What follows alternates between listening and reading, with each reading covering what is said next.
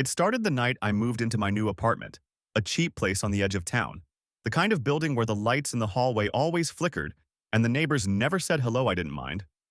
I just needed somewhere quiet, somewhere to start over. But the quiet didn't last. On my first night, as I unpacked boxes, I noticed something strange. My shadow looked wrong. Every time I walked past a light source, the shape lagged behind for a fraction of a second, like a badly synced video. I blamed the bad lighting, old bulbs. Nothing to worry about. But then, at exactly 3:11 a.m., I woke to the sound of whispering. Soft, close, right beside my bed. I switched on the lamp. Nothing. But on the wall, my shadow was standing straight up, even though I was lying flat. I froze. Slowly, the shadow bent down to match my position, as if it had been caught doing something else. The next day, I convinced myself it was sleep paralysis, a dream, stress. But the next night, the whispering returned. And this time, the shadow didn't appear on the wall at all, until I turned toward the door.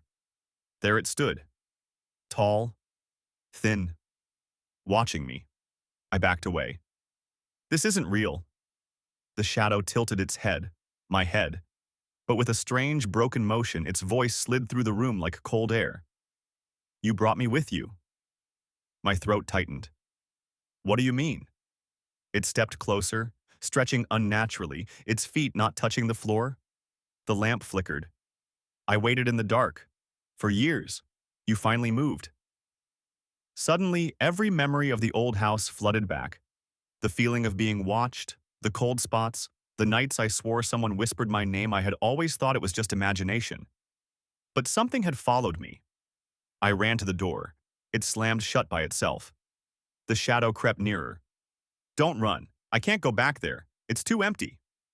I grabbed my phone. No signal. The lights flickered again, and the shadow melted across the wall, spreading like spilled ink. It whispered from everywhere at once. Let me stay. Let me wear you.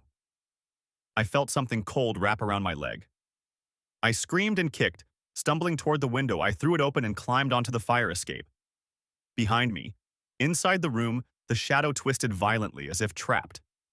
Its voice rose into a long, angry hiss. You can't leave! But I ran down the fire escape, into the parking lot, barefoot, trembling. I didn't stop until I reached the street. When I turned back, the apartment window was black. No lights, no movement. But on the glass, a new shadow pressed against the pane. Tall, thin, and waiting. I never went back. I left everything I owned behind. But sometimes when I pass a street lamp, I swear the shape behind me is just a little too slow, a little too tall, and whispering my name.